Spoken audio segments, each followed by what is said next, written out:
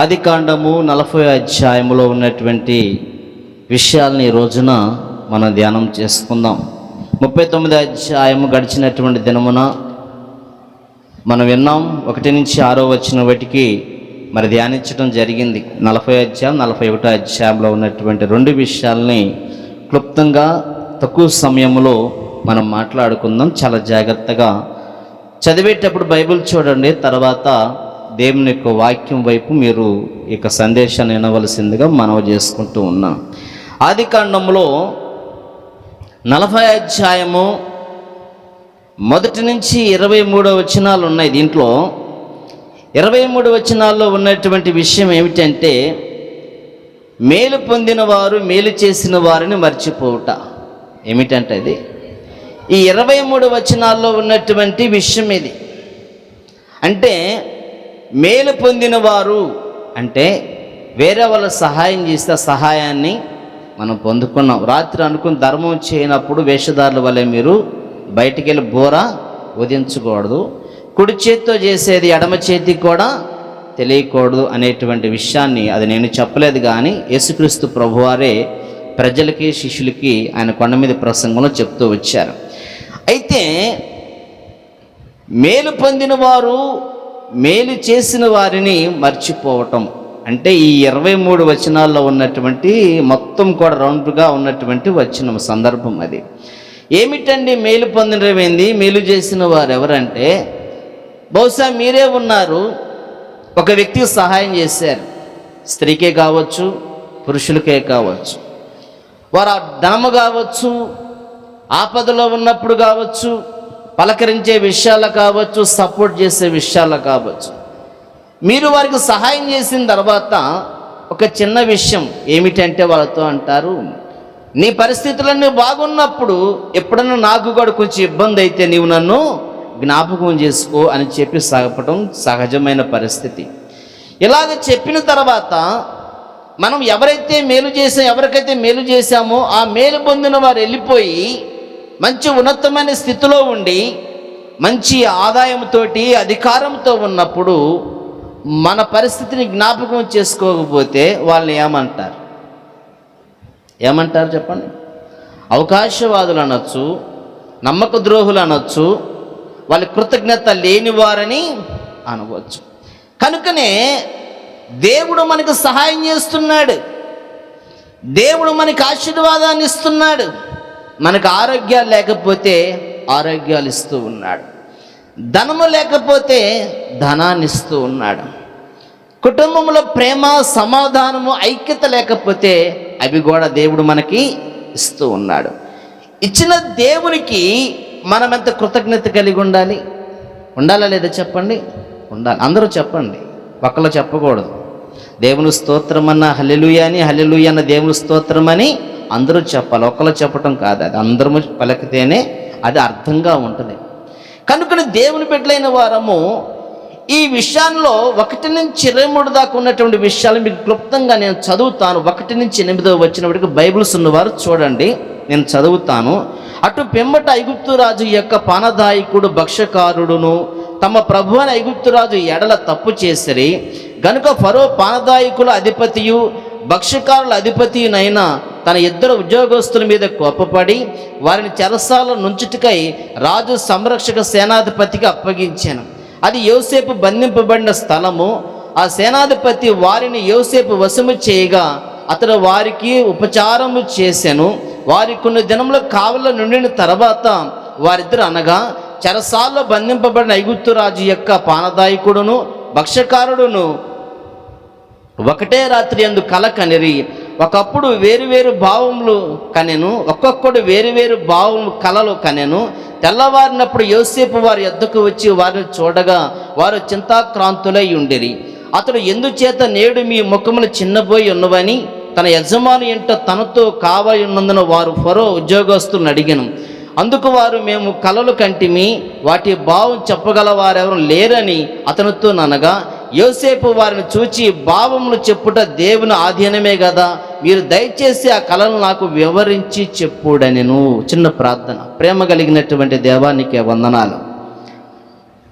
పరిశుద్ధ గ్రంథములో నుంచి మీ మాటలు మేము చదివి ఉన్నాం. వీటిని వివరించటానికి నాకైతే జ్ఞానము చాలదు దేవా. అపవిత్ర పదములు కలిగిన వారమి, నోటి మాంద్యము కలిగిన వారమి, విద్య లేని వాణి, నన్ను మీరు మరుగుపరిచి మీరే ఉండి మాట్లాడి మహిమ పొందుకొనమని, ప్రతి ఒక్కరికి వినగల చెవులను గ్రహించే మనసు దయచేయమని ప్రభువు యేసుక్రీస్తు వారి పేరిట ప్రార్థిస్తున్నాము తండ్రి. ఆమేన్. హల్లెలూయా, హల్లెలూయా. ఇక్కడ జరిగినటువంటి 8 వచనాలు మీరు చాలా చక్కగా విన్నారు. మీరు కూడా బైబిల్లో నేను చదువుతున్నప్పుడు చదివారు. ఇందులో జరిగిన విషయం ఏంటంటే, ఐగుప్తు రాజు దగ్గర 2 పనివాళ్ళు ఉన్నారు. ఎంతమంది? 2 ఉన్నారు. 2 పనివాళ్ళు. ఒకటి పేరు ఏమిటంటే పానదాయకుడు. గుర్తుపెట్టుకోవాలి పేర్లు. ఒకటి పేరేం పేరు? పానదాయకుడు. రెండవ వాని పేరేమిటంటే భక్ష్యకారుడు. ఏం పేరంట? భక్ష్యకారుడు. కనుక పానదాయకుడు భక్ష్యకారుడును తమ ప్రభు అయిన ఐగుప్తు రాజు ఎడల తప్పు చేసిరి. అంటే వీళ్ళిద్దరు కలిసి ఏం చేశారంటే, రాజుగారు ఎడల ఒక పొరపాటు చేశారు. ఏదో ఒక లోపం, ఒక పొరపాటు, ఒక తప్పు ఏదో ఒకటి చేశారు. చేసేటప్పటికి రాజుగారికి ఏమైందంటే కోపం వచ్చేసేసి పానదాయకుల అధిపతిని, భక్ష్యకారుల అధిపతిని ఇద్దరిని కూడా శిక్షించుటకు చెరసాల్లో వేయించారు. ఈ చెరసాల్లో వేయిస్తున్న సమయంలో ఆ చెరసాల్లో ఉన్నటువంటిది యోసేపు అనేటువంటి యాకోబు కుమారుడైనటువంటి 11వ వ్యక్తిగా ఉన్నటువంటి యోసేపు అదే చెరసాల్లో ఉంటూ ఉన్నాడు. అక్కడ వారికి ఉపచారం చేసే విషయంలో కానీ, ఆ ఖైదీలని పరిపాలించడంలో వాళ్ళకి కావాల్సిన అవసరాలు తీర్చే విషయంలో కానీ, ఆ చెరసాలకు ఖైదీగా ఉంటూ పనిచేస్తూ ఉన్నటువంటి వ్యక్తిగా యోసేపు మనకు కనబడుతూ ఉన్నాడు. అక్కడ ఈ ఇద్దరు కూడా పానదాయకుల్ని, భక్ష్యకారుని ఇద్దరిని కూడా ఏం చేశారంటే చెరసాల్లో వేసేశారు. చెరసాల్లో వేసిన తర్వాత వాళ్ళకి ఆహారం కావచ్చు, పానీయం కావచ్చు, వాళ్ళ అవసరతలు తీర్చి వాళ్ళకి ఉపచారం చేస్తున్న వ్యక్తిగా యోసేపు ఉన్నాడు. గమనించండి, మనం చదువుకున్న విషయంలో ఇదే ఉంది. తర్వాత ఒక రాత్రికాల సమయంలో పానదాయకుల అధిపతి, భక్ష్యకారుల అధిపతి ఇద్దరు కూడా ఏం చేస్తారు, ఒకే సమయంలో 2 కళలు వచ్చినాయి. ఏమొచ్చినాయి అంట? కళలు వచ్చినాయి. ఈ కళలు వచ్చేటప్పటికి ఉదయాన్నే లేచి కూర్చొని ఒకడు ఆ గోడ తట్టు తిరిగినాడు, ఒకడు ఈ గోడ తట్టు తిరుగున్నారు. ఆలోచించుకుంటా ఉన్నారు. మీకు ఏదన్నా చింత వచ్చిందనుకోండి, మీ చేతులు ఎక్కడికి వెళ్తాయి? మీ చేతులు ఎక్కడికి వెళ్తాయి? ఏమో సార్, ఎక్కడికి వెళ్తాయి? ఎక్కడికి వెళ్తాయి అంట? గడ్డం కిందకి అరచేయి మోచేయి ఎక్కడోసారి సపోర్ట్ చేసి ఆలోచిస్తూ ఉంటాం, ఏంటా అని చెప్పి. అలాగే ఇద్దరు కూడా ఆలోచిస్తూ ఉన్నారు, దిగులుగా ఉన్నారు, బాధతో ఉన్నారు. ఇలాంటి సమయంలో వాళ్ళిద్దరిని యోసేపు చూశాడు. యోసేపు చూసి దగ్గరకు వచ్చి, నాయన నిన్నట్లాగా ఈ రోజున మీ ముఖాలు కలగా లేవు, అలాగే లేవు గనుక ఏదో చింతగా ఉన్నట్లు నాకు కనబడుతుంది, ఏమిటి అనేటువంటి మాటని అక్కడ ఆయన అడిగాడు. అడిగినప్పుడు వాళ్ళు ఏమన్నారంటే, మాకు ఒక కల వచ్చింది. ఎవరికి వచ్చిందంట? మాకు ఒక కల వచ్చింది. ఆ కలభావం చెప్పగలిగిన వారు ఎవరునూ లేరు గనక ఆ కళ ఏమవునో అని చెప్పి నేను బాధపడుతున్నానని చెప్పి ఒక వ్యక్తి చెప్పాడు. ఎవరు? పానదాయకుల అధిపతి ఆ విషయాన్ని చెప్పాడు. అప్పుడు ఏమంటూ ఉన్నాడంటే, యోసేపు చదువుకున్న భాగంలో వారిద్దరు అనగా చెరసాల్లో బంధింపబడిన ఐగుప్తు రాజు యొక్క పానదాయకుడు, భక్ష్యకారుడును ఒకటే రాత్రి కలలు కనిరి ఒక్కొక్కడు వేరు వేరు భావములు కన్నరైతే ఏమంటే దుఃఖముఖతో ఉన్నప్పుడు ఏమంటే, ఈ కలల భావాలు చెప్పుటకు దేవునికే శక్తి ఉంది, ఆయనే దాన్ని వివరించి చెప్పగలడని చెప్పేసేసి నాకు వాటిని చెప్పండి అని చెప్పి యోసేపు అంటాడు. సరే, స్టార్ట్ చేశాడు ఆయన. ఏమని స్టార్ట్ చేశాడండి అని మనం ఆలోచన చేస్తున్నప్పుడు పరిశుద్ధ 9 నుంచి 15 దాకా రాయబడి ఉంది. అప్పుడు పానదాయకుల అధిపతి యోసేపును చూచి, నా కలలో ఒక ద్రాక్షావళి నా ఎదుట ఉండెను, ఆ ద్రాక్షావళికి 3 తీగలు ఉండెను, అది చిగురించినట్టు ఉండెను, దాని పువ్వులు వికసించెను, దాని గెలలు పండి ద్రాక్షా ఫలములాయను, మరియు ఫరో గిన్నె నా చేతిలో ఉండెను, ద్రాక్షా ఫలములు నేను పట్టుకొని ఫరో గిన్నెలో వాటిని పిండి ఆ గిన్నె ఫరో చేతికి ఇచ్చితనని తన కలను అతనితో వివరించి చెప్పాడు. దేవునికి స్తోత్రం. అందరూ చెప్పాలా? ఏం చేశాడంటే ఆయన ఒక కళ చెప్తున్నాడు. ఆ ఏమిటి? ద్రాక్ష తీగలు 3 ఉన్నాయి అంట, ద్రాక్షావళికి 3 తీగలు ఉన్నాయి అంటున్నాడు. వాటి పువ్వులు వికసిస్తూ ఉన్నాయి అంట. ఆ గెలలు అంటే ద్రాక్ష ఉంటాయి కదా, గెలలుగా, అది పండి ద్రాక్షాలు అయిపోయినప్పుడు వాటిని తీసేసి ఒక గిన్నెలో పిసికేసేసి రసంగా జ్యూస్గా చేసేసి తీసుకెళ్ళి ఎవరికి ఇస్తున్నాడంట? రాజుగారికి ఇస్తున్నాడు. ఇది నాకు రాత్రికాల సమయంలో వచ్చిన కళ.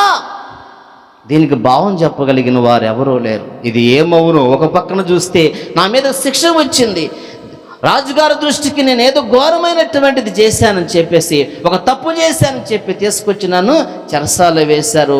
ఇప్పుడు ఈ కళ వచ్చింది, నాకేమవుతుందో భయంగా ఉంది, బెదురుగా ఉంది, ఆందోళన ఉందని చెప్పేసేసి యోసేపు తోటి ఈ యొక్క కళని చెప్పటం జరిగింది. పానదాయకుల అధిపతి ఎవరంటే అతను అంటే రాజుగారికి ద్రాక్షారసాన్ని పోసి అందించేటువంటి పనివాడు లేక అధిపతి అనేటువంటిది మనకి చాలా స్పష్టతగా ఉంది. అప్పుడు జరిగిన విషయం ఏమిటైనా ఆలోచన చేస్తున్నప్పుడు ఆ చదువుకున్నటువంటి భాగంలో అప్పుడు యోసేపు దాని భావం మీదే ఆ 3 తీగల 3 దినములు, ఇక 3 దినముల్లోగా ఫరోని తల పైకెత్తి నీ ఉద్యోగము నీకు మరలా ఇప్పించును, నీవు అతనికి పానదాయకుడివైన నాటి మర్యాద చొప్పున ఫరో గిన్నెను అతని చేతికి అప్పగించెదవు అన్నాడు. ఏమన్నాడంట? నీకు మళ్ళీ ఉద్యోగం వచ్చింది. కళలంటే చాలామంది కొట్టిపడేస్తారు. ఏం చేస్తారంట? కళలంటే కొట్టిపడేస్తారు. అన్ని కళలు దేవుడివ్వడు, అన్ని కళలు సాతాను ఇవ్వడు. దేవుడిచ్చే కళలు వేరు, సాతానిచ్చేటువంటి కళలు వేరుగానే ఉంటాయి. కనుక పానదాయకుల అధిపతికి ఒక కళ వచ్చింది. ద్రాక్ష తీగలు కనబడుతున్నాయి 3. అయితే ఆ పువ్వులు కానీ ఆ యొక్క ఫలాలు కానీ వచ్చినప్పుడు వాటిని ఒత్తిడి చేసి ఏం చేస్తున్నాడంటే పిసికి అనగా జ్యూస్ లాగా చేసేసి రాజుకి అందిస్తున్నటువంటి సందర్భం కలిగింది. ఎన్ని తీగలు ఉన్నాయండి అని ఆలోచన చేస్తే 3 తీగలు అంట. ఎన్ని తీగలంట? 3 తీగల్ని 3 రోజులుగా చెప్పాడు. ఎన్ని రోజులు? 3 రోజులుగా చెప్పాడు. ఈ 3 రోజుల్లో జరగబోయే విషయం ఇది ఎంత క్లారిటీగా చెప్పాడో తెలుసా? 3 రోజుల్లో నీ ఉద్యోగం నీకు వస్తుంది. రాజుగారికి నువ్వేం చేస్తావో తెలుసా? మళ్ళీ ద్రాక్షారసాన్ని అందిస్తావు, నీకు ఉద్యోగం వస్తుంది, నువ్వు నెంబర్ 1 స్థానంలో ఉంటావు, నీకు ఇబ్బంది ఏమీ లేదని చెప్పేసేసి అతనికి యోసేపు చెప్పాడు. చెప్పిన తర్వాత ఒక మాట చెప్తున్నాడు 14లో, కాబట్టి నీకు క్షేమము కలిగినప్పుడు నన్ను జ్ఞాపకము చేసుకొని నా యందు కనికరించి ఫరోతో నన్ను గురించి మాట్లాడి ఈ ఇంటిలో నుండి నన్ను బయటికి రప్పించము. ఏమంటున్నాడు యోసేపు? నీకు క్షేమము కలిగినప్పుడు, నీకు మేలు కలిగినప్పుడు, నీకు ఉద్యోగం వచ్చినప్పుడు, రాజుకు ద్రాక్షారసాన్ని అందిస్తున్నప్పుడు, నువ్వు క్షేమముగా ఐశ్వర్యవంతుడిగా ఆరోగ్యవంతుడిగా రాజుకు నమ్మకమైన వ్యక్తిగా దగ్గర వ్యక్తిగా ఉన్నప్పుడు నన్ను గురించి నీవు జ్ఞాపకం చేసుకొని రాజుతో కాస్త నా గురించి చెప్పని చెప్పి ఏలయనగా నేను హెబ్రీయులను దేశంలోని దొంగిల పెడితిని, అది నిత్యం మరియు ఈ చెరసాలను వేయుటకు అక్కడ సహా ఏమీ చేయలేదని అతనితో చెప్పాను. ఇక్కడ సహా నేనేమీ చేయలేదు, నేనే అపరాధము చేయలేదు, కానీ నన్ను చెరసాల్లో వేశారు. కనుక నీకు మేలు కలిగినప్పుడు నన్ను జ్ఞాపకము చేసుకో అనేటువంటి మాటని ఆయన చాలా స్పష్టతగా ఈ విషయాలని చెప్పాడు. కనుక దేవుని బిడ్డలైనటువంటి వారం ఈ విషయాలు చూడాలి మనం. అంటే ఒక వ్యక్తికి ఒక కళ వచ్చినప్పుడు ఆ కళభావం చెప్పిన తర్వాత ఉద్యోగం వచ్చింది అనేటువంటి విషయాన్ని చెప్పిన తర్వాత సంతోషం వచ్చిందా దుఃఖం వచ్చిందా?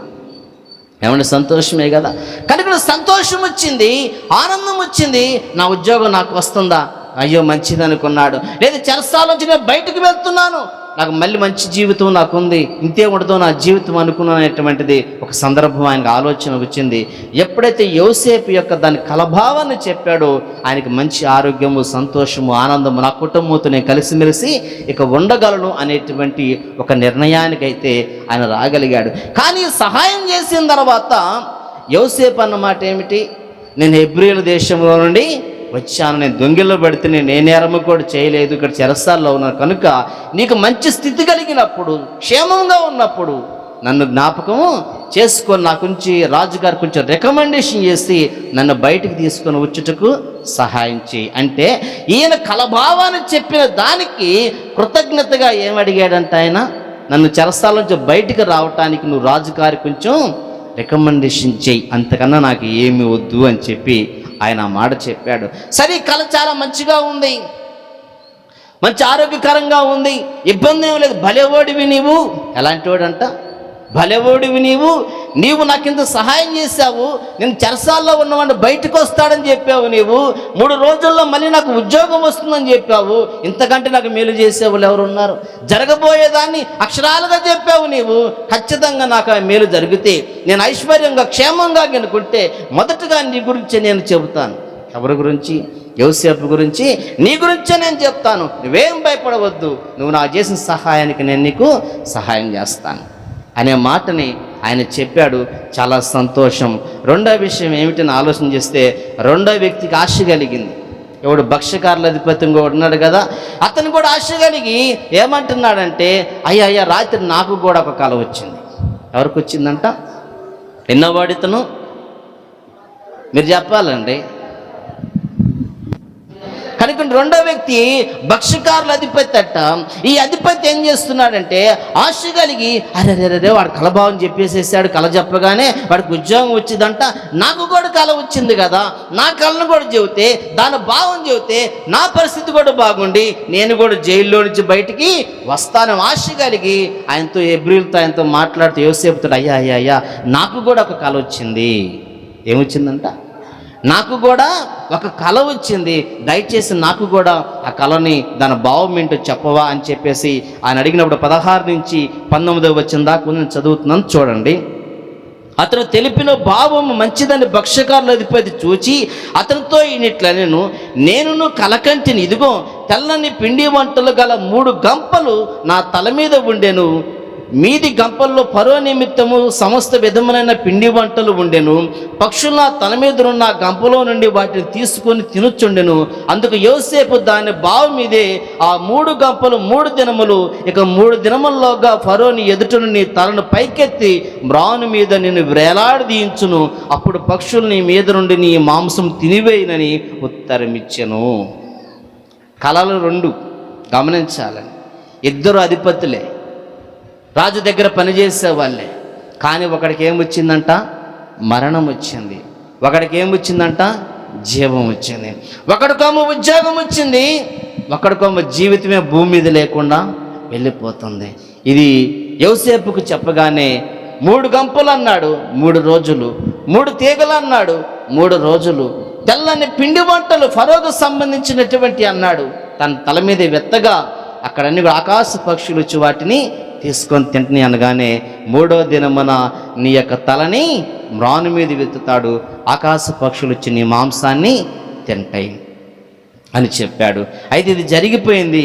జరిగిన తర్వాత మనం చూస్తున్నప్పుడు 20వ వచనంలో రాయబడింది, 3వ దినమందు జరిగినది ఏమనగా, ఆ దినమున ఫరో జన్మదినము గనుక అతడు తన సేవకులందరికీ విందు చేయించి వారి నడుమ పానదాయకుల అధిపతి తలను, భక్ష్యకారుల అధిపతి తలను పైకెత్తి పానదాయకుల అధిపతి ఉద్యోగం మరలా అతనికి ఇచ్చాను గనుక అతడు ఫరో చేతి గిన్నెనిచ్చాను. మరి యోసేపు వారు తెలిపిన భావం చొప్పున భక్ష్యకారుల అధిపతి వేలాడదీయించాను. అయితే పానదాయకుల అధిపతి యోసేపును జ్ఞాపకము చేసుకొనక మరచిపోయాను. జాగ్రత్త గమనించాలి. ఏం చేశాడంట? మరిచిపోయాడు. 3వ రోజున వీరికి కళలు వచ్చినాయి. ఈ కళలు వచ్చినట్లుగానే 3వ రోజునంట రాజుగారి పుట్టినరోజు వచ్చింది. జన్మదిన వేడుక అంటే పుట్టినరోజు. పుట్టినరోజు ఏం చేస్తారంటే ఒక మంచి కార్యక్రమాలు చేస్తూ ఉంటారు. కనుక ఈ ఇద్దరిని కూడా చెరసాల్లో ఉన్న ఖైదీలందరినీ బయటకు తీసుకొచ్చిన తర్వాత ఈ ఇద్దరిని కూడా తీర్పు తీర్చి పరిశీలన చేస్తున్నప్పుడు ద్రాక్షారసం అందించే వ్యక్తిని కూడా పరిశీలన చేసి అతని మీద ఏ తప్పిదమ్ము లేదని కానీ ఏదేమైనా సరే తీర్పు తెచ్చేసేసి మళ్ళీ ఉద్యోగాన్ని ఇచ్చాడు. 3వ రోజు ద్రాక్షారసాన్ని అందిస్తున్నాడు. భక్ష్యకారుల అధిపతిని కూడా తీర్పు తెచ్చేసేసి అతను శిక్షార్హుడిగా చేసి అతని తలని పైకెత్తాడు. అప్పుడు జరిగిన విషయం, రాను మీద అతన్ని వేలాడదీశారంట. పక్షులు వచ్చి యోసేపు చెప్పినట్లుగానే తన మాంసాన్ని తిరిగేసేస్తాను. ఇది 3 రోజుల్లో ఇద్దరికి వచ్చినటువంటి కళలు. ఈ కళల బావ ఒకరికి మేలు కలిగింది, ఒకరికేమో మేలు కలగలేదు. ఎవరి జీతం వాళ్ళదే అయింది. అయితే యోసేపు ఏం కోరుకున్నాడంట? పానదాయకుల అధిపతితో, నీవు ఉద్యోగం వచ్చిన తర్వాత రాజుకు ద్రాక్షారసాలు అందిస్తున్నప్పుడు నన్ను జ్ఞాపకము చేసుకో. జ్ఞాపకం చేసుకున్నాడా? జ్ఞాపకము చేసుకోక ఏం చేశాడంటే మరిచిపోయిన రాసి 23వ వచనంలో ఆఖరి పదాన్ని రాశాడనమాట. కనుక దేవుని బిడ్డలైన, అందుకని 23 వచనాలు కలిగినటువంటి అధ్యాయంలో మేలు పొందిన వారు, మేలు చేసిన వారిని మర్చిపోవుట అందుకని చెప్పాను ఆ మాటని. మేలు చేసింది ఎవరు? యోసేపు. మేలు పొందింది ఎవరు? పానదాయకుడు. మేలు పొందిన తర్వాత, ఉద్యోగం వచ్చిన తర్వాత, సంతోషం వచ్చిన తర్వాత, భార్య పిల్లలతో ఆనందంగా సంతోషం గంతులు వేస్తున్న తర్వాత నీచమైన బుద్ధి తన నుంచి బయటకు వచ్చింది. ఈ సంతోషంలో చెరసాల నుంచి బయటకు రావటానికి కలభావం చెప్పిన వ్యక్తిని బయటకు మర్చిపోయాడు. యోసేపు చూస్తున్నాడు, ఎవరు వచ్చినా సరే ఆ జైలు దగ్గరికి నన్ను బయటకు తీస్తున్నారేమో, రాజుగారి పిలిపించాడమని చెప్పి ఎదురు చూస్తున్నాడే. కానీ ఆ జన్మదిన వేడుకలు ఖైదీలందరూ కూడా బయట పెట్టినప్పుడు సంతోషంలో నా గురించి రికమెండ్ చేస్తాడని చెప్పేసేసి యోసేపు ఎంతో ప్రయాసపడి అతనికెళ్ళి పట్టి పట్టి పట్టి పట్టి చూసాడము. కానీ పానదాయకుడు పొరపాటును కూడా రికమెండేషను చేయలేదు, అంటే మరిచిపోయాడు. ఈ అధ్యాయం నేను చదువుతున్నప్పుడు నా జీవితమే గుర్తొచ్చింది. మీరెవరు నొచ్చుకోవద్దు ఈ విషయాల గురించి, నా జీవితమే గుర్తొచ్చింది. ఏడుకొచ్చి 15 సంవత్సరాల పైన నేను వచ్చి ఆ సంఘము ఈ సంఘం అని నేనాడు చూడలేదు. వాళ్ళు ఇంకొక సంఘం వాళ్ళు కదా, ఇంకొక టీం కదా అని చెప్పి నేను ఏనాడు కూడా చూడలేదు. ఎవరు కలల భావాలు అడిగినా కూడా వాళ్ళకి నేను చెప్పాను. ఫోన్లో కూడా గంటలు గంటలు అడుగుతారు కొంతమంది. అందరికీ చెప్పేవాడిని. వాళ్ళ దగ్గర నుంచి నేను ఏమి కూడా ఆశించా. ఒకరోజు అయితే ఒక అతని కలభావం చెప్పిన తర్వాత అతను ఏమన్నాడు, మీ బ్యాంక్ అకౌంట్ నెంబర్ చెప్పండి అన్నాడు, మీ ఫోన్పే నెంబర్ నాకు చెప్పండి అని చెప్పేసి నన్ను అడిగాడు. అడిగితే దేనికి బ్రదర్ అంటే, లేదు బ్రదర్ ఏదో కృతజ్ఞతగా అంటే, నీవేదో ఇస్తావని కలలకు భావం నేను చెప్పలేదు. దేవుడు నాకు ఇచ్చాడు, మీకు ఇచ్చింది ఫ్రీగా పంచమని దేవుడు చెప్పాడు. దేవుడు ఇచ్చాడు కాబట్టి మీకోసం నేను చెప్పాను, కానీ నీ ధనం కోసం నేను కలభావాన్ని చెప్పలేదు. అలాగే చెబితే నేను చాలా సంపాదించేవాడిని అని చెప్పి నేను మాట్లాడటం జరిగింది. అలాగే ఎంతోమందికి వాళ్ళ సమస్యల్లో ఉన్నప్పుడు చూడలేక వాళ్ళ కోసం ప్రార్థన చేసి రాత్రి జాగారాలు చేసే సందర్భాలు కూడా ఉన్నాయి. కానీ చివరికి ఇంత చేసిన తర్వాత జరిగిన విషయం ఏమిటో తెలుసా ఏమండి? ఇప్పటికి పేరు కూడా నాకు గుర్తులేనంత విధంగా మర్చిపోయారు. రెండో విషయం ఏంటంటే, నేను వస్తుంటే ముఖం తిప్పుకునే స్థాయిలోకి వెళ్ళిపోయారు. ఆ సందర్భాలు చూసినప్పుడు చాలా దుఃఖం వేసిద్ది, ఆవేదన వచ్చేసేసిద్ది. వీళ్ళ కోసం ఆ తిండి టైం లేకుండా కూడా నేను కన్నీరు కాచి ప్రార్థన చేసిందని చెప్పి అమ్మటే దుఃఖం వచ్చింది. ప్రభువా అనుకో నేను వస్తాను. ఒకరోజు రాత్రికాల సమయంలో ఒక సహోదరు బోరేపిస్తున్నారు, ఇంట్లో ప్రార్థన చేయించుకున్నారు. ప్రార్థన చేయించుకున్నప్పుడు ఆ బోర్ స్టార్ట్ చేసిన తర్వాత 30, 40, 50, 60, 70కి వెళ్ళిపోయింది.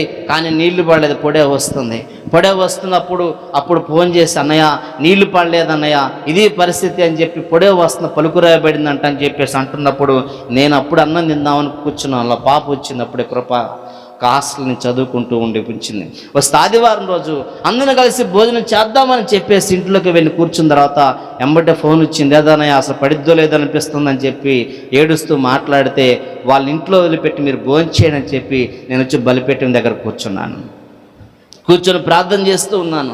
అర్ధగంట అయిపోయింది, గంట అయిపోయింది, 10గా వస్తుంది, కానీ వాళ్ళ దగ్గర నుంచి ఫోన్ రాలేదు. నేను వెంబడి ఫోన్ చేసి, అమ్మ ఏమైనా ఉందంటే 100 దాటిందన్నా, ఇంకా ఏం తెలియలేదన్నా అని చెప్పేసి మాట్లాడితే, నేను ప్రభు దగ్గర ప్రార్థన చేస్తున్నప్పుడు చిన్న పిల్ల కాలువలాగా నీళ్లు పోతున్నటువంటి దర్శనం నాకు కనపడింది. వెంబడే ఫోన్ చేసి, నువ్వేం భయపడబాకమ్మా, ఎంతైనా వేయించండి, బోరు మడికి మీరు ఆపొద్దు, మీరు వేయించండి, దేవుడు నీళ్లు చూపిస్తున్నాడు, ఖచ్చితంగా పూర్తిగా పడకపోయినా కొంతన్నా మీకు పడతాయి అని చెప్పేసి నేను చెప్తే అదే ధైర్యంతో వాళ్ళు వేశారు. సుమారుగా 125 అడుగులకు నీళ్లు పడ్డాయి బాబు. దేవుని స్తోత్రం చూద్దామా, హల్లెలూయా. వాళ్ళు లేకపోతే ఆ 100 అవగానే ఆపేసేవాళ్ళు. ఇంకా కొట్టించిన అవసరం 150 దాకా కొట్టించిన, మీరు ఆపొద్దని చెప్పేసి నేను అన్నాను. అయితే వాళ్ళు 125 అడుగుల్లో నీళ్లు పడినాయి అంట. అక్కడి నుంచి 150 దాకా తీసుకెళ్ళిపోయి ఇంకా ఆపేసేసేసారు. అప్పటికి టైం ఎంతని తెలుసా? 11:30 అయింది. ఇక్కడ ప్రార్థన చేస్తానే ఉన్నాను వాళ్ళ కోసము.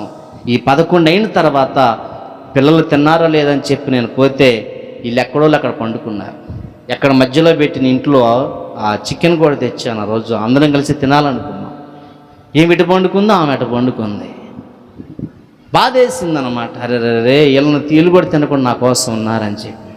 అయినా సంతోషం, పక్క నీళ్లు పడ్డ ఇబ్బంది లేదనుకున్నాం. తర్వాత లేపితే ఆ టైంలో తలా కాస్త అంత తిన్నాం. ఇప్పుడు ఆ విశ్వాసం లేదు. ఇది మైకులో చెప్పడానికి సిగ్గుగా లేదు. నాకు సిగ్గు ఎందుకు? పౌలు గారు ఏమంటే, సువార్త ప్రకటించిన విషయం నాకు సిగ్గు లేదంటాడు, సిగ్గుపడమని కాదంటాడు. కనుకనే ఈరోజు ఆ వ్యక్తి లేదు. ఇదేంటండి? ఆ వ్యక్తిని చూసినప్పుడల్లా ఆ సందర్భం గుర్తొస్తుంది. అలాగే ఎంతమంది వేళ్ల మీద లెక్కేసుకోవచ్చు. ఏమండి, ఇలా ఖాళీగా ఉంటుంది, తక్కువగా ఉంటుంది అంటే ఊరకే ఉన్నట్లే. ఇలాగే ఎంతోమంది మేలు చేసి తర్వాత, మేలు పొందిన తర్వాత నమ్మక ద్రోహంగా నన్ను విడిచిపెట్టిపోలేదు కానీ సన్నిధిని విడిచిపెట్టిపోయారు. ఏమయ్యారంట? అది నాకు దుఃఖమని కాదు కానీ దేవునికి అది బాధాకరమైన విషయం. ఈ 40 అధ్యాయం చదువుతున్నప్పుడు నా కళ్ళ ఎదుట ఇవన్నీ కనబడుతున్నాను. నిన్నటి దినాన నేను మీకు చెప్పాలని చెప్పి ప్రార్థన చేసుకొని చదువుతున్నప్పుడు ఏమంటున్నంటే, మేలు పొందిన వారు మేలు చేసిన వారిని మరిచిపోవటం. కానీ దేవుడు చేసిన మేలు మర్చిపోయేటువంటి స్థాయిలోకి వెళ్ళి దేవుని కూడా విడిచిపెట్టేసేసి లోకానుసారమైన జీవితంలో అదే నాకు సంతోషము, అదే నాకు ఆరోగ్యము, అదే నాకు ఆనందం అని చెప్పి ఇష్టానుసారంగా తిరుగుతూ ఉన్నారు మేలు పొందినటువంటి వారు. కానీ దేవుడు చాలా గొప్పవాడు. పడేశాడంటే ఇక పొరపాటును కూడా పైకి లేవటం. బైబిల్లో ఒకసారి దాన్ని మంచం పట్టిస్తానంటాడు. బైబిల్లో ఒకసారి ఇంక లేవకుండా ఆ విధంగా చేస్తానంటాడు. కానీ కూడా దేవుని బిడ్డలైనటువంటి వారు నీకు ఎవరైనా సరే సహాయం చేసినప్పుడు, లేక నీవు ఎవరికైనా సహాయం చేసినప్పుడు, నువ్వు ఆశించినప్పుడు సహాయం అన్నప్పుడు వాళ్ళు చేయకపోతే నీకు ఎంత బాధగా ఉంటుందో, అలాగే నీకెవరైనా సహాయం చేసినప్పుడు నువ్వు వారు ఉపయోగపడకపోతే వాళ్ళకు కూడా అంతే బాధ ఉంటుంది. అందుకనే రాహాబు అనే వేశ్య ఉంది. యెరికో పట్టణాన్ని ఇశ్రాయేలు పట్టుకోవటానికి వెళ్ళేటువంటి సమయాల్లో ఆ యొక్క వేగుల వారు వెళ్ళినప్పుడు వేగు చూడటానికి రాహాబు అనేటువంటి స్త్రీ ఆ ప్రాకారం మీద ఆమె గృహం ఉంటుంది. అక్కడికి వెళ్ళారు వేగుల వారు. వెళ్ళినప్పుడు ఆ రాజుల ప్రాంతంలో ఉన్నటువంటి వారు కూడా వచ్చారు. అందరూ కూడా వేగుల వారు వచ్చారు అని చెప్పేసి దేశాన్ని చుట్టానికి అని చెప్పి ఆమె రాహాబు యొక్క వేసింట్లోకి వెళ్ళారని చెప్పేసి ఆమె ఇంట్లోకి వెళ్ళి పరిశీలన చేస్తున్నప్పుడు ఆమె వేగుల వారిని దాచిపెట్టి వాళ్ళతో ఏమంటుందంటే, రావటానికి వాళ్ళు వచ్చారు కానీ మళ్ళీ వాళ్ళు వెళ్ళిపోయారు. మీరు వేగరమే తరిమిన ఎడల వాళ్ళని మీరు త్వరగా పట్టుకోగలరని చెప్పగానే వాళ్ళు వెళ్ళిపోయారు. తర్వాత పైనుంచి ఎక్కడి నుంచి అంట పెద్ద మీద దాచిపెట్టిన జనపగట్లో ఆమెను పెట్టి వాళ్ళని పెట్టి కప్పేసేసింది. అందులో నుంచి తీసి వాళ్ళు మీరు కొండలకు పారిపోండి, గౌని వేయబడక తలకి అని చెప్పి వాళ్ళని పంపించే సమయంలో ఒక మాట అడిగింది. ఏమన్నదంటే, నేను మీకు సహాయం చేసి మీ ప్రాణాలను కాపాడాను కదా. హల్లెలూయా. ఏం కాపాడానంట? మీ ప్రాణాలను కాపాడాను కదా. కనుకనే నేను మిమ్మల్ని అడిగేది ఏమిటంటే, యెహోవా దేవుడు ఈ యొక్క పట్టణాన్ని మీ చేతికి అప్పగించే సమయంలో నాకు, నా కుటుంబానికి మీరు రక్షణ ఇవ్వండి, నా కుటుంబాన్ని బ్రతికించాలి, కాపాడమని మిమ్మల్ని నేను అడుగుతున్నాను అని చెప్పే స్త్రీ వాళ్ళని వేగులు వారిద్దరిని మాట్లాడినప్పుడు వాళ్ళు ఏమన్నారంటే, ఖచ్చితంగా నీవు మా ప్రాణాలు కాపాడావు గనుక, నీవు మాకు సహాయం చేసావు గనుక యెహోవా పట్టణాన్ని మాకు అప్పగించేటప్పుడు నీ ఇంట్లో నీకు బంధువులు కానీ రక్త సంబంధం నా ఇంట్లో పెట్టు. ఆ ఇంట్లో వాళ్ళకి ఎవరికైనా ప్రాణహాని కలిగితే దానికి మేము బాధ్యులము. వాళ్ళ బయటకు వస్తే వాళ్ళ ప్రాణానికి వాళ్ళే ఉత్తరవాది, మాకేం సంబంధం అని చెప్పి కిటికీకి ఒక ఎర్రదారాన్ని కట్టి వెళ్తారు వాళ్ళు. దేవునికి స్తోత్రం చెబుదామా? హల్లెలూయా. ఎప్పుడైతే యెరికో పట్టణాన్ని పట్టుకోవడానికి వస్తున్న సమయంలో యెహోషువ చెప్పాడు, వేగులు వారిని పిలిపించి ఏమని చెప్పాడు తెలుసా? మీరు రాహాబు స్త్రీ దగ్గరికి వెళ్ళారు కదా, ఆమెను దాచిపెట్టి మిమ్మల్ని మీకు ఉపయోగకరమైన జీవితాన్ని ఇచ్చింది కాబట్టి ఆమెను మొదటగా అక్కడి నుంచి బయటకు తీసుకొని రండి, ఇశ్రాయేలు పాలనకు వెలుపున ఆమెను ఉంచమని చెప్పినప్పుడు అలాగే రాహాబు దగ్గరికి వెళ్ళి తన తల్లిదండ్రులు కావచ్చు, అన్నదమ్ములు కావచ్చు, అక్కజల్లు కావచ్చు, బంధువులు తన వారందరూ కూడా తీసుకొచ్చేసి తన కుటుంబాన్ని అక్కడ వేరే చోట పెట్టిన తర్వాత పట్టణాన్నప్పుడు దహించి వేశారు, కాల్చి వేశారు, పడగొట్టేసేసారు దాన్ని. వాళ్ళకి చేసినట్టు ఆమె చేసిన మేలుకి సహాయం అనేటువంటి మరొక మేలుని ఇశ్రాయేలీయులు చేశారు. కనుక దేవుని బిడ్డలైనటువంటి వారము మనం గమనించాలి విషయాలు కూడా. కనుక మనకు ఎవరన్నా సహాయం చేసినప్పుడు, మన మంచి స్థితిలో ఉన్నప్పుడు, మేలు కలిగిన తర్వాత, ఆరోగ్యం వచ్చిన తర్వాత, నెమ్మది వచ్చిన తర్వాత కృతజ్ఞత కలిగి మనం సహాయపడాలి. ఏం చేయాలంట? అర్థమవుతుందా మీ అందరికీ? కృతజ్ఞత కలిగి మనం సహాయపడాలి. అలాగ సహాయపడకపోతే నమ్మక ద్రోహులం అయిపోతాం. ఈ పానదాయకుల అధిపతి ఎలాంటి వాడని ఆలోచన చేస్తే, అవసరం వచ్చినప్పుడే, ఎలాంటి వాడంటే అతను అవసరం వచ్చినప్పుడే, ఒకప్పుడు నాకు ఒక మీకు సహాయం చేసిన ఇప్పుడు అవసరం వచ్చింది, మళ్ళీ వాడి దగ్గరికి వెళ్దాం. ఏం చేద్దామంట? మీకు మన ఊళ్ళో అర్థమయ్యే రీతిగా చెప్పాలంటే, మనకు అర్థమయ్యే రీతిగా మీకు చెప్పాలంటే భావం ఏమిటంటే, ఇప్పుడు ఒక వ్యక్తికి, మన ఊళ్ళో ఉన్న వ్యక్తి ఒక వ్యక్తి అనుకుందాం, అతనికి ఒక 10,000 రూపాయలు అవసరం వచ్చింది. అవసరం వచ్చి ఏం చేశాడంటే, ఒక వ్యక్తి దగ్గరికి వెళ్ళి అడిగాడు. అడిగిన తర్వాత 10,000 రూపాయలు ఇచ్చాడు. ఇచ్చిన తర్వాత మళ్ళీ కొన్ని దినాల దాకా మళ్ళీ ఇతను తిప్పించేశాడు. ఇంకా కనబడతాం మానేశాడు. ఎక్కడ కనబడ్డా కూడా నమస్కారం చేయటం కానీ లేకపోతే పరిచయంగా మాట్లాడతాం కానీ ఏమీ లేదు. సరే ఇతను అనుకుంటాడు 10,000 ఇచ్చినాడు, మరి ఆపదంటే నా ఇంటికి వస్తే నేను 10,000 రూపాయలు ఇచ్చానే, కానీ ఎక్కడ కనబడ్డా కనీసం పలకరించని కూడా పలకరించట్లేదు. ఊళ్ళో ఎవరు పుట్టకపోతే నేను ఇచ్చానని చెప్పి కాస్త మనసులో నొచ్చుకున్నాడు. ఒకరోజు నేను 10,000 అప్పు తీసుకున్నాడికి మళ్ళీ ఒక 5,000 అవసరమైంది. ఏమైందంట? మళ్ళీ 5,000 అవసరమైంది. ఎక్కడ అడిగినా కూడా పుట్టలేదు. ఎవరు గుర్తొచ్చారు? 10,000 ఇచ్చినాడు. మళ్ళీ వెళ్ళిపోయాడు. అన్నా ఏందన్నా ఎలా ఉన్నావు, పొలాలు ఎలా ఉన్నాయి, పశువులు ఎలా ఉన్నాయి, ఏదన్నా మనలో నీ తర్వాత అన్నా.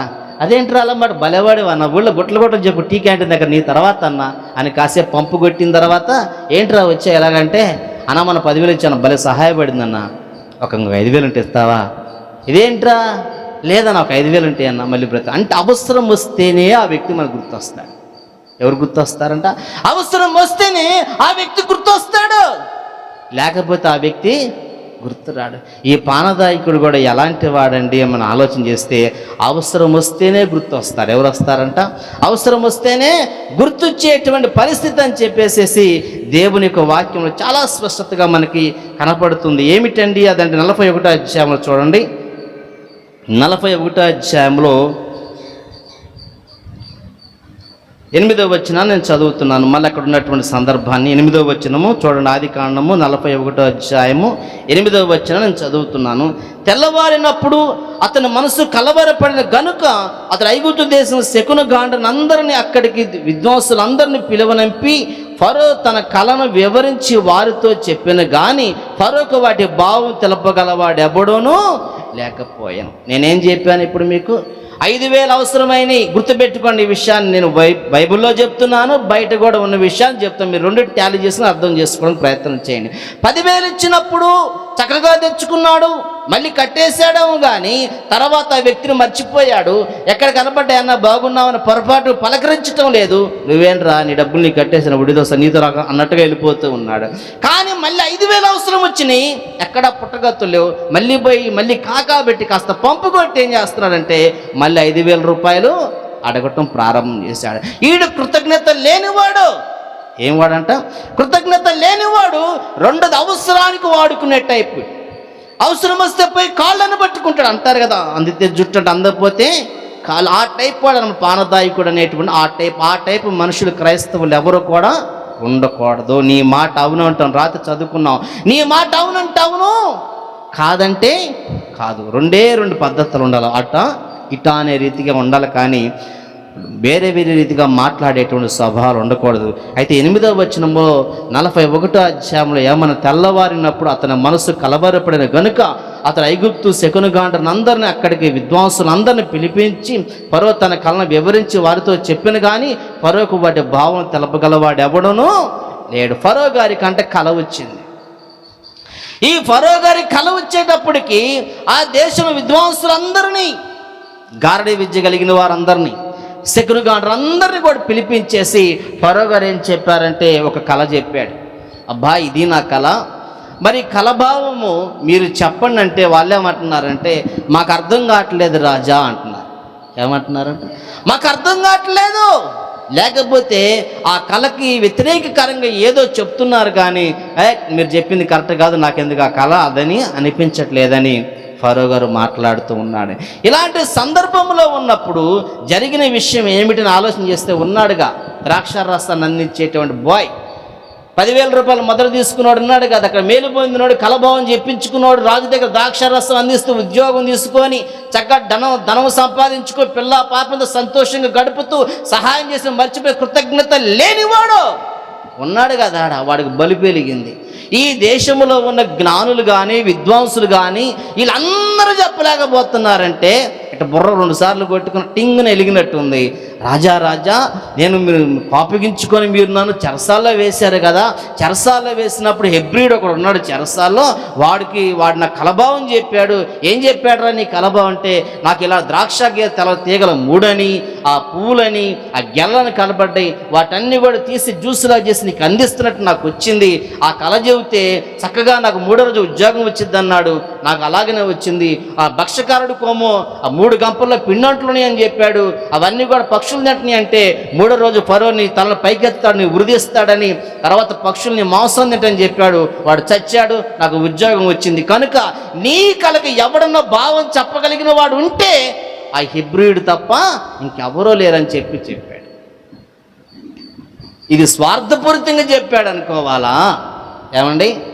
లేకపోతే ఆ సహాయం చేసిన జ్ఞాపకం చేసుకుంటూ మంచి చేయాలని చెప్పాడు అనుకోవాలా? మనం మొదట్లో చెబితే మంచి చేశాడు అనుకోవాలి. అది మర్చిపోయి మళ్ళీ అవసరం వచ్చినప్పుడు ఆలోచించుకొని అతడైతేనే కరెక్ట్, నేను మర్చిపోయాను ఆ విషయాన్ని అని చెప్పి మళ్ళీ రాజుగారికి ఆ విషయాన్ని చెప్పటం జరిగింది. 9-13 దాకా. అప్పుడు పానదాయకుల అధిపతి, నేడు నా తప్పిదములు జ్ఞాపకము చేసుకొనుచున్నాను. ఫరో తన దాసుల మీద కోపగించి నన్ను భక్ష్యకారుల అధిపతిని, ఉభయుల రాజు సమ్ర సేనాధిపతి అంట కావల్లో ఉంచెను.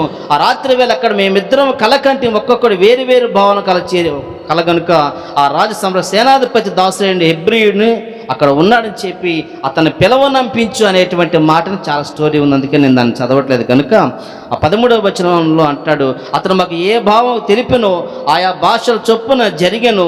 ఆ ఉద్యోగము నాకు మరలా ఇప్పించి భక్ష్యకారుని విరలాడదీయించిన ఫరో చెప్పగా, ఫరో యోసేపును పిలవనంపాను. కాబట్టి చెరసాల్లో నుండి అతను త్వరగా రప్పించి అతను క్షవరం చేయించుకుని మంచి బట్టలు పట్టుకొని ఫరో యొద్దకి వచ్చెను అని చెప్పేసి చాలా చక్కగా చెప్పాడు. ఈ వచ్చిన తర్వాత చెప్తున్నాడు ఏమిటండి విషయాలను ఆలోచన చేస్తున్నప్పుడు ఫరో గారు కూర్చోబెట్టి నీవెవరు ఏమిటనేటువంటి సమాచారం విన్న తర్వాత ఫరో గారు ఏమంటున్నారంటే, నాకు కళ వచ్చింది అబ్బాయి, ఆ కళభావం ఇది 2 కళలు వచ్చినాయి, ఆ కళభావాలు చెప్పు అని చెప్పేసి అన్నప్పుడు ఏమిటండి అని ఆలోచన చేస్తున్నప్పుడు ఏటి ఒడ్డున అందమైనవి బలిసినటువంటివి 7 ఆవులు కనబడ్డాయి మేస్తని అంట. ఏటి ఒడ్డు అంటే మనకు వాగొడ్డున ఉంటాం కదా, అట్లాగనే ఆ రోజున ఏటి ఒడ్డున లేక వాగు ఒడ్డున అనుకుందాం, నది ఒడ్డునే అనుకుందాం, బాగా అందమైనటువంటివి బలిసినటువంటి సమృద్ధిగా పుష్టిగా ఉన్నటువంటి 7 ఆవులు అంటాం మేత మేస్తున్నాయి అంటాం.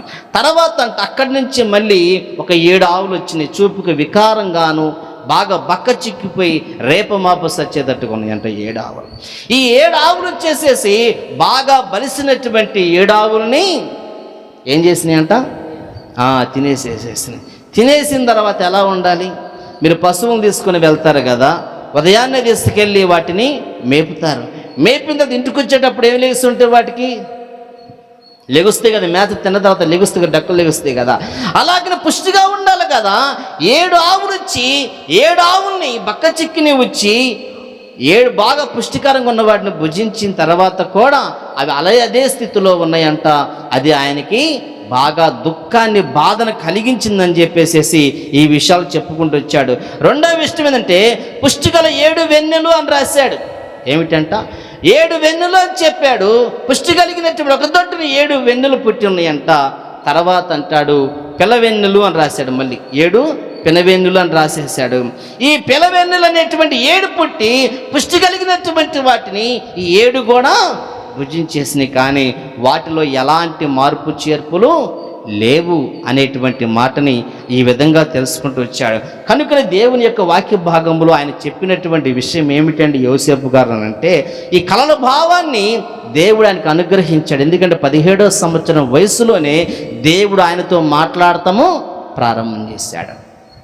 ఆ విషయం అన్నలకి తెలిసి ఏం చేశారంటే అతను దూషించటము, లేకపోతే అతను ఏదో కక్ష పెంచుకొని చంపాలని ప్రయత్నం చేశాడు.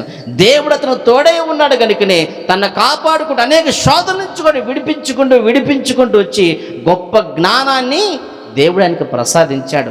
దేవుడిస్తే తప్ప మానవుడికి ఆ జ్ఞానము రాదు. అందుకనే ఫరో అంటాడు, దేవుని ఆత్మ గల మనుషులు నేను కనుగొనగలనా అని మాట్లాడతాడు. అంటే యోసేపు ఎలాంటి వాడంటే దేవుని ఆత్మ కలిగినటువంటి మనుష్యుడు. అందుకనే దైవ సంబంధమైనటువంటివి దేవుడిచ్చిన కళలకి భావం చెప్పగలిగాడు. కనుకనే 7 పుష్టి కలిగినటువంటి ఆవులు, 7 పుష్టి కలిగిన వెన్నెలు 7 సంవత్సరాలు సమృద్ధిగా పంట పండిద్ది అన్నాడు. ఎన్ని సంవత్సరాలు? 7 సంవత్సరాలు సమృద్ధిగా పంట పండిద్ది అన్నాడు. రైట్, మంచి మాట చెప్పా, బాగానే ఉంది. బక్క చిక్కిన ఆవుల సంగతి ఏంది? ఆ పిల్ల వెన్నెల సంగతి ఏంటి? అవి చీటిని తిన్నాయి కదా, అయినా కూడా అలాగనే ఉన్నాయిగా. ఏమిటంటే సమృద్ధిగా పంట పండితే 7 సంవత్సరాలు ఏ పంట వేసినా సరే విచ్చలవిడిగా పండిద్దంట. అయితే 7 సంవత్సరాల కరువు కూడా వచ్చింది. 7 సంవత్సరాలు సమృద్ధిగా పంట పండుతుంది, తర్వాత 7 సంవత్సరాలు కరువు వస్తుంది. ఆ కరువు ఎంత భయంకరంగా ఉంటుందంటే ఈ 7 సంవత్సరాలు సరిగా మంచిగా పండిన పంట కూడా చాలదంట. మనుషుల్ని పీక్క తినేటువంటి పరిస్థితులకు వస్తాయని చెప్పేసేసి రాజుగారికి యొక్క కలభావాన్ని చెప్పగానే సంతోషంగా గంతులు వేసేసి అతన్ని సన్మానం చేసి అందరూ ఎదుట ఘనపరిచినట్టుగా బైబిల్ గ్రంథంలో మనకుంటుంది. మరి ఏమిటి పరిస్థితి? మరి ఈ యొక్క పరిస్థితిని, ఈ కరువుని ఎదుర్కోవటానికి మేమేమి చేయాలి అని చెప్పి యోసేపుని అడిగితే నాకేం తెలుసండి, మీరు కళ అడిగారు, వాడు కళ చెప్పి భావం అడిగారు, వాడు చెప్పాను కానీ ఇవన్నీ అడిగితే నాకేం తెలిసిద్దానంటే లేదు ఇవన్నీ చెప్పగలిగావంటే దేవుని ఆత్మ కలిగిన మనుషుడు గనుక నీవే దానికి విషయం ఏంటో చెప్పు అని చెప్పినప్పుడు అప్పుడు సలహా ఇస్తున్నాడు రాజుగారికి. దేవునికి స్తోత్రం, అందరూ చెప్పాలా హల్లెలూయా. ఏమని చెప్తున్నాడంటే 7 సంవత్సరాలు సమృద్ధిగా పండిన పంటని మీ దేశంలో ఎక్కడైతే పండిందో మొత్తాన్ని కూడా వాళ్ళకి కావాల్సింది కొంత ఇచ్చి మొత్తాన్ని తీసుకొచ్చి పెద్ద పెద్ద కొట్లు కట్టి దాంట్లో నీవు నిల్వ చేయండి. నిల్వ చేస్తే అప్పుడు జరిగే విషయం ఏమిటంటే కరువు వచ్చినప్పుడు ధాన్యం ఇక్కడ ఉండదు కనుకనే అందరూ డబ్బు ఉండదు కానీ ధాన్యము ఆ రోజుల్లో ఉండదు. అందరూ వచ్చి ధాన్యాన్ని కొనుక్కొని వాళ్ళ జీవితాల ప్రాణాలని నిలబెట్టుకుంటారని చెప్పి యోసేపు ఫరోకి అప్పగించాడు. అప్పుడు ఫరో గారు ఏమంటా అంటే ఇంత భారభరితమైనటువంటి పనిది, చాలా కష్టమైనటువంటి పనిది, దీన్ని చేయగలట్టుకు ఎవడు సమర్థుడిగా ఉన్నాడు? ఎవడు సమర్థుడు కాదు కనుకనే నీవే ఈ పనిని చేయమని చెప్పి యోసేపు అన్నప్పుడు నేనా హెబ్రీయుడిని, చెరసాల్లో వేయబడిన వాడిని, అమ్మబడిన వాడిని, దొంగిలబడిన వాడిని, నేను ఈ పనికి సరైనోడేనా అని చెప్పంటే లేదు నీ గురించి నీకు తెలియదు, నీకు దేవుని ఆత్మ కలిగిన మనుషుడివి, దేవుడు నీకు తోడుగా ఉన్నాడు, ఇది నీవే సమర్థుడు అని చెప్పేసేసి అందరూ ఎదుట ఏం చేశాడు, తన మెడలో ఉన్న హారాన్ని అతనికి వేశాడు, వేలికో ఉంగరం తొడిగాడు, రథం మీద కూర్చోబెట్టాడు, అందరు ప్రజలకు చెప్పాడు నా తర్వాత యోసేపే రాజు అన్న టైప్లో చెప్పేసి ఇతని మాట అవునంటవును కాదంటే ఇతనిగా మీరు అంత లోబడాలి, నమస్కారం చేయాలి, ఇతను చెప్పింది చేయమని చెప్పి ఫరో యోసేపుకి అధికారాన్ని చేతిలో పెట్టాడు. దేవునికి స్తోత్రం. ఒకసారి గమనించండి విషయం ఎలాగ సాధ్యమైందంటే దేవుని ఆనుకొని ఉన్నాడు. ఎలాగున్నాడంట? దేవుని ఆనుకొని ఉన్నాడు. అతని ద్వారాగా మేలు పొందినవాడు ఇతను మర్చిపోయాడేమో కానీ దేవుడు మర్చిపోలేదు. మళ్ళీ ఇతను అవసరం వచ్చే రీతిగా చేశాడు అతన్ని. కనుక మనం దేవుని నమ్ముకోనుంటే, మనం దేవుని మీద ఆధారపడి ఉంటే నీవు చేసిన మేలు వాళ్ళు మర్చిపోవచ్చేమో కానీ రేపు నీ దగ్గరికి వాళ్ళని తీసుకొస్తాడు దేవుడు. ఎవరిని తీసుకొస్తాడంట? నీ దగ్గర మేలు పొందుకొని, నీ ద్వారా సహాయాన్ని పొందుకొని, నీ ద్వారా లబ్ధి మేలు పొందిన తర్వాత వాళ్ళని విడిచిపెట్టిపోయి నిన్ను పట్టించుకోకుండా దూరం వెళ్ళిపోయి నిన్ను చిన్న చూపు చూస్తూ నిన్ను హేళనంగా మాట్లాడితే నీ ద్వారా మేలు పోయింది. రేపు దేవుడు ఏం చేస్తాడు తెలుసా? నీవు దేవుల్లో ఉంటే, దేవుని కానుకొని ఉంటే వాళ్ళని తీసుకొచ్చి మళ్ళీ నీ ముందు కూర్చోబెడతాడు. నువ్వు చేయి చాపితేనే వాళ్ళకి మేలు. కనుకనే చెరసాల్లో ఉన్నప్పుడు పానదాయకుడికి మేలు చేశాడు, కలభావం చెప్పి. అయితే అతను మర్చిపోయాడు. దేవుడు ఏం చేశాడంటే నీ మర్చిపోయినా నేను మర్చిపోనుగా అనుకున్నాడు. జరగబోయే విషయాన్ని ఫరోకు కల చూపించాడు. ఆ కలభావం చెప్పగలిగిన వాడు ఆ దేశంలో ఎవరు కూడా లేడు. అప్పుడు మళ్ళీ బలుపు వెలిగినట్టుగా ఎలిగి ఫలానోడున్నాడని చెప్పి దేవుడు ప్రేరేపింపజేస్తే యోసేపు దగ్గరకు వచ్చినప్పుడు యోసేపు దాని కలభావం చెప్పినప్పుడు ఉన్నతమైన స్థితిలోనికి దేవుడు ఆయన్ని తీసుకుని వెళ్ళాడు. కనుక నేను చాలామంది ఇదిగో నేను అతనికి సహాయం చేశాను, ఆమెకు సహాయం చేశాను. ఒకప్పుడు వాళ్ళకేమీ లేదు అనుకున్న చాలామంది లేరా? నేను ఎన్నాను నా చెవుల ద్వారాగా. ఇదిగో వాళ్ళకు ఉండటానికి ఇల్లు లేదు, ఒకప్పుడు నేనే ఇచ్చి వాళ్ళకి అంత చేశాను. కానీ అలా వాళ్ళు కాస్త ఉన్నత స్థితిలో పోయేటప్పటికి మేము మమ్మల్ని ఎటు కింద పైకి చూస్తున్నారు వాళ్ళు ఎంతోమంది చెప్పారు. అర్థమవుతుందా? కనీసం నిలువ నీడలేదు వాళ్ళకి. 2 పట్టలు కట్టుకొని ఉండేవాళ్ళు. తర్వాత ఒకప్పుడు నేను ఒక మార్గాన్ని చూపిస్తే ఆ మార్గంలో డెవలప్ అయిపోయారు. ఈరోజు నేను కనపడితే నా కళ్ళ కింద పైకి చూస్తారు. ఆ రోజు సంగతి వాళ్ళు గుర్తులేదండి అని చెప్పిన వాళ్ళు ఉన్నారు నాకు చాలామంది. అలాగనే మన జీవితాల్లో మన ద్వారా చాలామంది సహాయపడిన వాళ్ళు ఉంటారు. తీరా ఈరోజు మనం తక్కువ స్థితిలో ఉన్నప్పుడు కింది పైకి చూసి మనం లెక్క చేయకుండా ఉండేవాళ్ళు కూడా చాలామంది నా జీవితంలో ఇప్పటికీ జరుగుతూనే ఉంది. అది కనుక దేవుని బిడ్డలైన వారం నేను ఒకటే చెప్పగలను, దేవుడు నాకు ఇచ్చిన తలాంతును బట్టి దేవుణ్ణి గనక మనం విడిచిపెట్టకుండా ఉండగలిగితే నీ ద్వారాగా మేలు పొందిన వారే కావచ్చు, మేలు పొందిన వారే కావచ్చు, కానీ నిన్ను ద్వేషించినా వెలివేసినా నిన్ను గురించి ఎవరు మనుషులు జ్ఞాపకము చేసుకోకపోయినా సరే దేవుడు నిన్ను జ్ఞాపకము చేసుకుంటాడు. దేవుని స్తోత్రం. ఎవరు జ్ఞాపకం చేసుకుంటావు? దేవుడు జ్ఞాపకం చేసుకో. కనుకనే నేను దేవునికి లోపడాలి. యోసేపు దేవునికి లోపడ్డాడు, దేవునికి ఇష్టమైన వ్యక్తిగా నిలబడ్డాడు. కనుకనే దేవుడు ఆయన ఏం చేశాడు? గొప్ప వ్యక్తిగా చేశాడు. అందుకే 43వ వచనంలో ఉన్న మాట చదివి నేను ముగిస్తాను. 43వ వచనంలో ఒక మాట రాయబడి ఉంది. మనం చెప్పుకున్నటువంటి దాంట్లోనే, తన 2వ రథం మీద అతన్ని ఎక్కించాను, అప్పుడు వందనము చేయడని అతని ముందర జనులు కేకలు వేసిరి. అట్లా ఐగుప్తు దేశం అంతటి మీద అతన్ని నియమించను. మరి ఫరో యోసేపుతో, ఫరోను నేనే అయినో నీ సెలవు లేక ఐగుప్తు దేశం అంతటను ఏ మనుషుడును తన చేతినైనను కాలినను ఎత్తకూడదని చెప్పాను. ఏం చేశాడంట? చేతినైనను కాలినైనను ఎత్తకూడదు. ఎవరు అధికారం లేకుండా? యోసేపుకు తెలియకుండా. చూశారు అంత భయంకరమైనటువంటి స్టేట్మెంట్ ఇచ్చాడు. కనుకనే దేవునికి లోపడ్డాడు, ఎన్నో శ్రమలు వచ్చినా తట్టుకున్నాడు. మంచి భవిష్యత్తు యోసేపుకు వచ్చింది. కనుక నీవు నేను కూడా లోకంలో ఎన్ని శ్రమలు వచ్చినా తట్టుకొని నిలబడగలిగితే, ఎంతమంది మనం ద్వేషించినా, మనం నమ్మద్రోహం చేసినా, మనం మర్చిపోయినా నువ్వు భయపడి, దేవుడు మర్చిపోతే బాధపడు. కానీ దేవునికి నమ్మకం ఉంటే యోసేపును అభివృద్ధి చేసినట్టుగానే దేవుడు నిన్ను అభివృద్ధి చేస్తాడు. అయితే మేలు పొందిన వారు మేలు చేసిన వారిని మర్చిపోవటం, మనకి చేసినప్పుడు చాలామంది మర్చిపోయినప్పుడు మన బాధ కలిగిద్ది. కానీ దేవుని దగ్గర మనము మేలు పొంది ఆ మేలును మర్చిపోతే మన పరిస్థితి చాలా ఘోరంగా ఉంటుంది. కనుక ఈ విషయాలను గ్రహించి మనకు దేవుడు మేలు చేసినప్పుడు మర్చిపోకుండా కృతజ్ఞత కలిగే ప్రభువుని ఎప్పుడు జ్ఞాపకం చేసుకునే వారిగా మనము ఉండాలి. చిన్న మాటలు దేవుడు దీవించును గాక.